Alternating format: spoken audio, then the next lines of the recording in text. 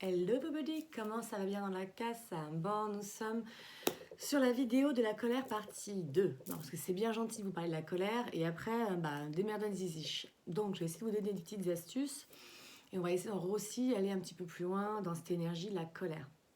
Donc, comme je disais, pour moi, la colère, comme toutes les autres émotions, il n'y a pas des émotions positives et négatives. Ça, ouais, c'est un délire que je ne comprends pas. Dans le sens où, déjà, on crée une dualité. Et tout ce qui est négatif, l'humain en général est plutôt en train de se barrer. Donc déjà, je trouve que ça insinue un truc qui est quand même pas cool. Plutôt que de dire qu'il y a des émotions qui sont agréables et dont on a besoin de se nourrir, et des émotions qui sont désagréables. Et l'idée justement, c'est pas s'en nourrir, c'est pas de le refouler pour le garder 20 ans, 30 ans, 40 ans. Moi, je dirais, voilà, je mettrais une nuance ou plutôt, je la porterais plutôt comme ça. Et du coup, la colère, elle permet plein de choses. Comme je dis, toute émotion apporte plein de choses. Donc j'ai expliqué que c'était surtout une question sur le respect, l'affirmation de soi, et notamment qu'est-ce que je veux. Oui, quand on est en colère parce qu'il y a quelque chose qui arrive qu'on ne veut pas, ça tombe bien pour savoir ce que je veux. Et je fais la transition de la colère, ça permet déjà d'aller voir au fond de soi. Alors, la première chose, c'est qu'une partie qui ressent la colère. Ce n'est pas l'entièreté de vous-même. Donc déjà, quand on dit « je suis en colère », c'est une hérésie. Ça, c'est un gros mot dans le dev perso, entre guillemets, dans le sens où l'être, le verbe être, c'est ce que vous êtes profondément. Et c'est vrai que dans notre langue française, on utilise beaucoup le verbe être sur des choses pour moi qui ne sont pas forcément ultra correctes. Alors je comprends pourquoi des fois on est monté un petit peu à l'envers, parce que c'est vrai que notre langage, notre langue en fait, elle est vraiment issue de la culture, des croyances, des conditionnements et notre façon de penser. Vous prenez un anglais et vous prenez un français, vous voyez à quel point on a des manières différentes de penser. C'est pas forcément bien ou mal, c'est juste que ça explique aussi certaines mentalités. Donc, autant prendre cette jolie langue et en tirer le meilleur, le plus gros bénéfice. Donc, au lieu de dire que je suis en colère, parce que je suis, c'est tout mon être, et du coup, je me le colle, je m'identifie à ça, on peut tout simplement dire je me sens en colère. Et déjà, il y a une espèce de distance qui se met. C'est pas je suis. Je me sens triste, je me sens en colère, je me sens en joie. Bon. Alors je suis joie, à la limite ça peut marcher. Non, je suis d'amour, parce que voilà, ça va nourrir quelque chose de très positif en nous. Mais tout ce qui va en effet plutôt nous plomber, si on reste dedans, je reviens sur mon idée, je ressens. Je ressens la colère, je ressens ci, ou je me sens à la limite, je me sens en colère. Où il y a une partie de moi qui est en colère. Il y a peut-être une partie qui est aussi en joie, qui est toute contente de pouvoir s'affirmer, etc. Donc déjà, la première chose, c'est ça. C'est pas vous laisser envahir, mais bien entendre qu'il n'y a qu'une partie qui se sent en colère. C'est la partie où, je rappelle, il y a une partie qui ne se sent pas respectée, il y a une partie qui a besoin de poser des limites, qui a besoin d'affirmer quelque chose, etc. Ou qui est peut-être dans sa petite blessure de trahison et qui est en mode contrôle et qui veut contrôler son monde. Voilà. Et c'est là où c'est intéressant justement d'observer cette colère, en tout cas même les émotions, je vais faire plus vaste en fait, parce que ça vous permet de mieux vous connaître. La colère notamment, comme c'est au niveau du respect, on est vraiment au niveau des valeurs. Est-ce que c'est par principe ou par valeur? Pour moi, le principe, c'est enfermant. Vous savez, quand des fois on dit oui mais machin, pourquoi tu te... C'est par principe. Moi, le principe n'a pas de sens. Parce que pour moi, un principe, c'est une espèce de conditionnement sociétal, éducatif ou d'expérience. Et surtout quand on ne peut pas expliquer, c'est juste par principe. Ah ouais, mais non, mais ça, c'est une fermeture en fait. Alors que les valeurs, c'est quelque chose d'ouvert, c'est quelque chose d'universel et chacun peut être sensible. Et donc, d'expliquer ce que ça touche comme valeur chez soi, je trouve ça quand même plus intéressant et surtout plus intéressant. C'est-à-dire quoi? Plus positif, plus ouvrant en fait. Voilà, vraiment, c'est ça pour moi. Les émotions, elles sont là pour nous montrer à quel point on a besoin de continuer à s'ouvrir à quelque chose, à se réouvrir. Ça peut être à soi et aussi aux autres. Donc, on observe aussi les signes. Parce que vous avez des différents types de colère. Vous avez des gens, ils la sentent monter. Parce que ce ne sont pas des gros impulsifs de base où la colère n'est pas refoulée depuis Mathusalem. Et puis vous avez ceux, ça fait on-off. Ch'tuc. Voilà. Donc le on-off, ça va être plus difficile à sentir. Et quoique, des fois, c'est aussi parce qu'on n'a pas l'habitude d'écouter son corps et ses sensations. Moi, je vous explique tout simplement. J'avais mon ex qui disait souvent à mon beau-fils, enfin mon ex-beau-fils du coup, il disait mais tu vois pas là quand elle commence à être en colère, que ça la gaffe, qu'elle commence à être irritée. Et il disait non, il dit mais regarde-la bien. Et c'est là où c'était hyper intéressant parce qu'il me dit elle serre les mâchoires. Quand je serre les mâchoires, sachez que ce n'est pas bon signe. Parce que je prends sur moi en fait. Il y a un truc là, je fais oh putain, non. C'est une tension la colère, hein. Ça crispe. Et bon, je crois aussi que j'avais le rouge qui commençait à monter. Et voilà. Bon, moi, après, je suis très spontanée, hein, je suis très impulsive, donc ça monte assez vite. Mais par contre, quand je la sens monter, comme je disais, l'idée, c'est pas de la surnourrir. Voilà, parce qu'en effet, il y a le côté drama queen. Alors, on a tous un petit côté drama queen. Voilà, c'est pas on a tous un petit côté Kennedy, c'est on a tous un petit côté drama queen. Ou quand on est touché et que ça réveille une blessure, souvent on va surenchérir, on va remettre dessus. Parce que là, on a les pensées automatiques qui arrivent. Ah mais oui, mais c'est comme d'habitude, nanana. Puis alors, vous avez les généralités, hein. Toujours. Ah, il me fait toujours ce coup-là. Ah non, mais jamais il va écouter mes besoins. Vous voyez, le toujours et le jamais. Non, c'est pas du tout extrême. Dites-vous, quand vous utilisez toujours et jamais, bon alors là, très clairement, hein, vous êtes dans le bad, hein, vous êtes dans les extrêmes, c'est pas vrai. Il fait pas toujours beau dans le sud. Et il ne fait pas jamais, enfin, il n'y a pas jamais de pluie. Enfin, je veux dire, à un moment donné, il fait très, très, très, très souvent beau. Voilà. Et vous voyez l'idée? Donc non, ça déjà, c'est enfermant. Ça enferme l'autre et ça le met en plus dans une position de bourreau, etc. Parce que c'est ça. La colère à la base, ça peut être aussi parce qu'on se sent victime, mais notre manière de réagir, on peut être dans la plainte ou la complainte, mais en mode victime, ou en effet diriger cette colère de manière plus agressive. En fait, il y a deux. Hein. Donc il y a le passif, qui subit, qui est là et qui va bouder. Enfin, il y a une manière passive de montrer en fait cette colère, de se sentir comme ça victime de quelque chose, par exemple. Et il y a la manière agressive où là c'est l'inverse, on est plutôt le bourreau. On dit non mais voilà, j'en ai marre de subir des choses, mais du coup je vais aller lui fourrer dans la tronche. Et donc au milieu vous avez le mode assertif. Voilà, qui est justement pour moi l'équilibre, qui est la version de la colère saine qui va se poser, qui va s'exprimer, notamment en mode par exemple CNV, enfin en tout cas qui est dans une forme de sagesse. Donc quand je sens que j'ai la mâchoire qui serre, j'ai chaud, en fait les manifestations de la colère chez vous, vous voyez rouge ou vous avez envie d'étrangler l'autre tout simplement, hein, normalement ça c'est un bon signe pour s'en rendre compte. Ce qui va être intéressant c'est de voir voilà, qu'est-ce qui déclenche tout ça. Est-ce que c'est des mots? Est-ce que c'est des situations? Est-ce que c'est quelque chose parce que c'est répétitif? Est-ce que c'est parce que c'est une personne? C'est peut-être tout simplement une personne. Hein, et donc là, c'est intéressant d'aller voir le miroir. Parce que bon, je rappelle que tout ce qu'on rejette de l'autre, c'est vraiment une partie de nous, ou quelque chose qu'on a peur d'être, ou qu'on s'est jugé d'avoir été à un moment donné, d'avoir fait, etc. Et ça, c'est encore une autre vidéo, le miroir, parce que sinon, dans 1h30, on y est encore. Et en plus, j'ai fait des vidéos sur le miroir, il me semble. Et après, du coup, une fois voilà, qu'on analyse un petit peu, on dit ok, c'est la situation, c'est des mots, c'est un objet, enfin voilà, vraiment, on prend conscience de tout ça, parce que l'idée c'est ça, hein, c'est de pas de se faire embarquer, mais d'une prise de conscience. Hein, la colère c'est une vague, hein, l'émotion c'est une vague. Bon bah l'idée c'est d'apprendre à surfer dessus. Et au pire, si vous surfez pas dessus, vous accrochez au moins la planche, quoi. Mais pas vous vous faites embarquer avec les cheveux, le maillot de bain sur la tête, quoi. Donc l'idée c'est de faire la diversion. C'est comme pour les gosses, quand il se passe un truc, hop, la peur, la colère, machin, une diversion et ça se passe mieux. Ben, nous sommes des grands enfants et donc du coup ça marche très très bien. Donc la diversion, il y a plusieurs types.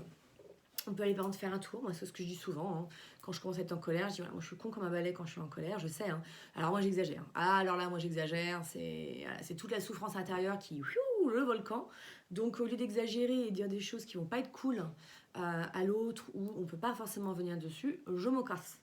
Je mets de la distance avec la situation ou la personne. Maintenant, moi, je parle pas forcément d'une personne, je parle plutôt d'une situation. Parce que même si la personne a un comportement que je peux juger irrespectueux, ça n'est qu'un comportement, ce n'est pas elle en tant que telle. Et elle a le droit, c'est son droit, en fait, d'être qui elle est à ce moment-là. Et ça, c'est important aussi, du coup, parce que souvent, quand on est en colère, voilà, comme je vous dis, il y a un bourreau et une victime, hein, on est dans le bordel. Hein. Donc déjà, c'est de dire, ok, chacun a sa responsabilité. Peut-être que j'ai ma responsabilité de ne pas avoir su mieux communiquer mes besoins, de m'affirmer, etc. C'est pour ça que la colère, souvent on l'a contre quelqu'un et en fait, elle vous revient en pleine gueule. C'est aussi ça, après dire, c'est, ah oui, voilà, on passe vraiment de, oh, l'autre il est trop méchant, et après, ah bah oui, mais moi j'ai pas su, nanana, et on culpabilise et tout le bordel. C'est pas automatique comme ça, mais ça peut aussi amener à ça. Donc l'idée déjà, c'est plutôt de rester en se disant, on est une équipe. J'aime cette personne. Bon, si je l'aime pas, on peut toujours se dire, voilà, j'ai envie de faire une équipe, j'ai plutôt envie qu'on soit du gagnant-gagnant qu'un gagnant-perdant. Parce que quelqu'un qui perd, à un moment donné, va vouloir regagner. Donc, même si c'est pas sur vous, la colère, ça se transmet. Hein. Du coup, il va peut-être faire sa colère sur sa bonne femme le soir, sur ses gosses, sur le chat, sur le voisin, sur machin. On sait pas, en fait. Donc, voilà, l'idée, c'est que même si vous avez l'impression de gagner, non. Ça, c'est de l'ego suractif, etc. C'est ça, c'est du pouvoir, c'est du petit ego, voilà, mal placé. C'est l'espèce de l'orgueil même. Je veux dire, ouais, c'est ça, presque de l'orgueil. Alors qu'en fait, derrière, on sait que bah, l'autre, en fait, vient de se prendre une putain de charge et potentiellement, il a besoin de décharger. Et en fait, bah, on s'arrête jamais. Enfin, je veux dire, à un moment donné. Donc, essayons plutôt d'amorcer quelque chose de positif pour l'un pour l'autre. Après, l'autre a le choix. Mais voilà, c'est ça aussi. C'est-à-dire, mais les conséquences, il y a soi, il y a l'autre et il y a l'environnement.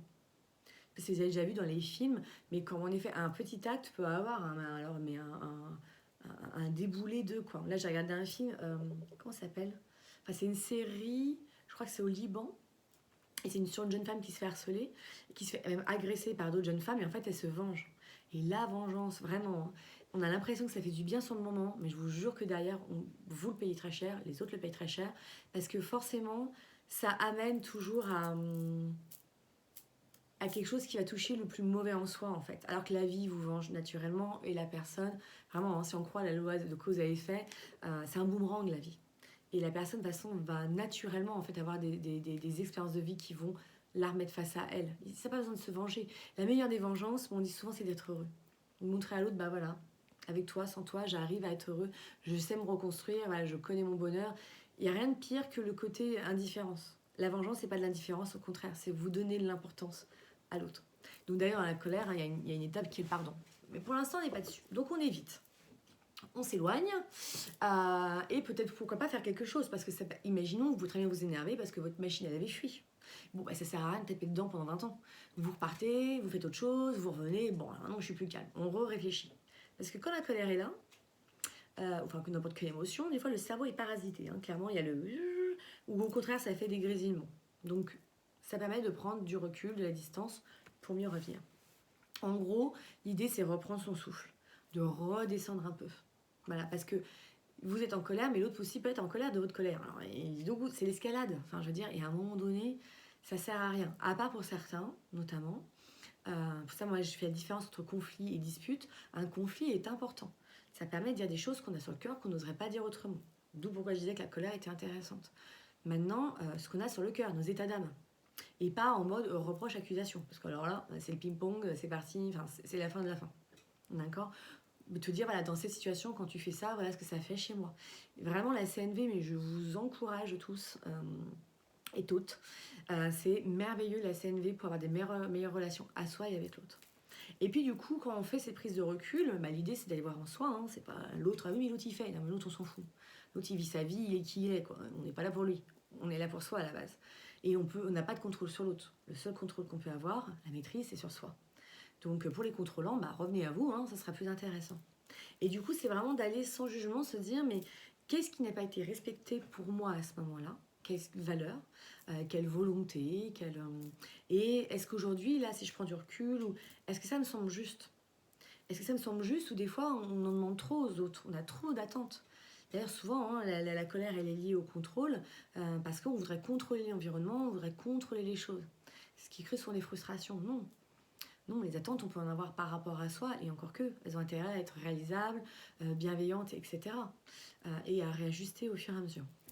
Et du coup, on peut se poser la question, est-ce que là, c'est mon territoire, c'est physiquement, en fait, que je ne vais pas me sentir respectée par quelqu'un qui est très chaleureux, qui vous prend dans les bras, etc. Et vous n'aimez pas les hugs, vous n'aimez pas le rapport, le rapprochement.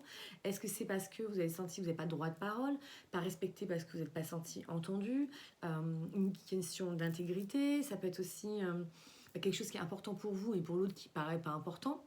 Donc, en fait, c'est ça. Et ça vous permet vraiment de voir intérieurement ce qui se passe et qu'est-ce qui est important pour vous, qu'est-ce que vous voulez dans la vie. Ça, je vous dis, et qu'est-ce que je ne veux plus pour sortir de cette situation, pour dire non, j'affirme, et ou aussi se poser à soi ou à l'autre des limites. Dire, mais non, en fait, ça, c'est ma limite.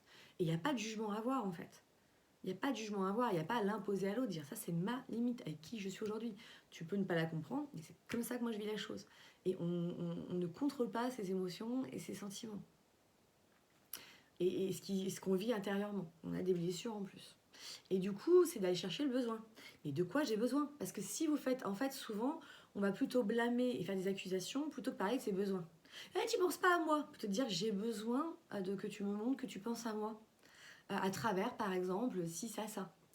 Si vous parlez en besoin, on doit pouvoir entendre, ah, elle a besoin. C'est beaucoup plus entendable, en fait. Et du coup, voilà, c'est d'aller voir un peu c'est quoi le besoin d'espace, de distance, de recul, de considération, d'affection. Enfin, après, c'est à vous d'aller chercher dans une petite liste de besoins, il y en a partout sur Internet, voilà, quel est profondément, là, le vrai besoin profondément, en fait. C'est pas juste gna gna gna gna. Ça, c'est la surface, hein, les gna gna gna gna gna, les accusations. En fait, derrière, c'est qu'il y a un besoin qui n'est pas soit en conscience ou affirmé. Et du coup, ça vous permet aussi d'avoir plus de flexibilité. Ça permet voilà, de sortir de vouloir avoir raison ou tort. C'est juste voilà, que chacun a une vision propre, de prendre des décisions, d'arrêter de te critiquer ou critiquer l'autre, mais plutôt de s'inviter à mieux comprendre les parties de soi, voir ce qui est blessé. Ça permet justement de sortir du triangle de Cartman, victime, bourreau, sauveur. Parce que on n'aime pas être des bourreaux. Et puis dans la société, c'est pas bien vu. Enfin, à part certaines cultures, au contraire, c'est super d'être un bourreau. Parce que si t'es pas un bourreau, t'es une victime dans la vie. Bon, ça, c'est encore d'autres croyances. Et aussi, des fois, on passe en bourreau parce qu'en fait, on cherche un sauveur. Hein, vraiment, le triangle de Cartman, c'est ça. Hein, je peux me sentir victime. J'en ai marre, du coup, je passe en bourreau, je gueule comme un putois. Parce qu'en fait, je cherche un sauveur. Alors qu'en fait, tout ça est à l'intérieur de vous. Donc allez voir surtout aussi, moi mon petit conseil, les colères intérieures. Parce que je vous dis, à la base, c'est un événement souvent extérieur, mais qui vient en fait réveiller notre propre bourreau intérieur. Hein, c'est comme dans les blessures. Il y a vraiment toujours j'ai l'impression que l'autre, voilà, je me sens par exemple rejetée, donc je rejette l'autre et je me rejette. Donc il y a toujours le qu'est-ce que je me fais à moi-même en fait dans cette colère. Parce que la colère, c'est une énergie qui est tellement forte que si vous la gardez en vous, c'est comme un poison en fait, elle est en vous. Donc elle continue à vous ronger l'intérieur. Et c'est un volcan. Donc si vous l'alimentez par des croyances, par des critiques et des jugements, voilà. Après, ça ne veut pas dire que sur le moment, on n'a pas besoin de la cracher, sa valda. Mais c'est toujours pareil. Est-ce que la personne que vous avez en face mérite de recevoir ça? Je ne sais pas si vous avez déjà vu sur les réseaux sociaux, ils se croisent, ils se tombent dessus dans la rue. Et en fait, parce qu'il y en a un qui était déjà un peu speed, un peu énervé, et en se tapant dessus, je ne sais plus, il l'envoie pète, alors que la nana, elle était toute zen, et il repart avec une boule noire. Et du coup, c'est ça, je vous dis, les conséquences. Elle arrive en fait chez dans le magasin, et au rebolote, il y a quelqu'un, je sais plus, il lui demande s'il peut passer devant elle ou je sais pas trop quoi, et elle est énervée. Et en fait, on voit la boule noire qui se transmet comme ça. Donc, c'est pour ça que c'est quand même intéressant pour moi de ne pas rester dans l'émotion. Hein, vraiment, elle est là pour dire Artung, Artung, il y a un truc important qui se passe en toi, tu as besoin de réajuster quelque chose. Va voir dans tes besoins, dans ta volonté. Qu'est-ce que je veux dans la vie? Qu'est-ce que je me donne comme moyen? Est-ce que voilà, la personne peut ou pas? Mais de faire vraiment attention ouais,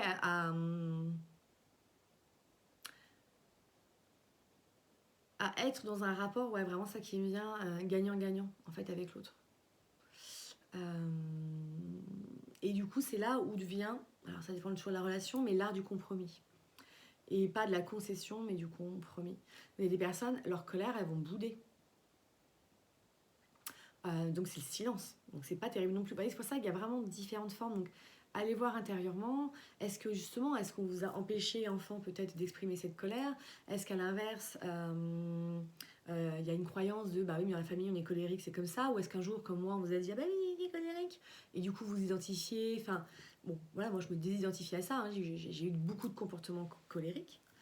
Non, j'ai dû dire je suis une ancienne colérique. Vous voyez le je suis, hein, comme il est vicieux. Donc vraiment, allez toujours voir le besoin et les moyens. Qu'est-ce que j'ai comme moyen? Et vous pouvez demander à l'autre, c'est ça la CNV. Est-ce que tu peux, machin, nanana? Oui, non. Alors si c'est non, bah qu'est-ce que tu pourrais faire? Et puis il va vous dire, ah bah non, c'est pas ça dont j'ai besoin. Bon bah écoute, pour l'instant, on trouve pas. Et on se revoit dans une semaine, et puis ça se trouve, il y aura d'autres solutions entre-temps. Voilà, donc vraiment, utilisez-la, sinon c'est dommage, elle va être contre vous et contre les autres, cette énergie de la colère.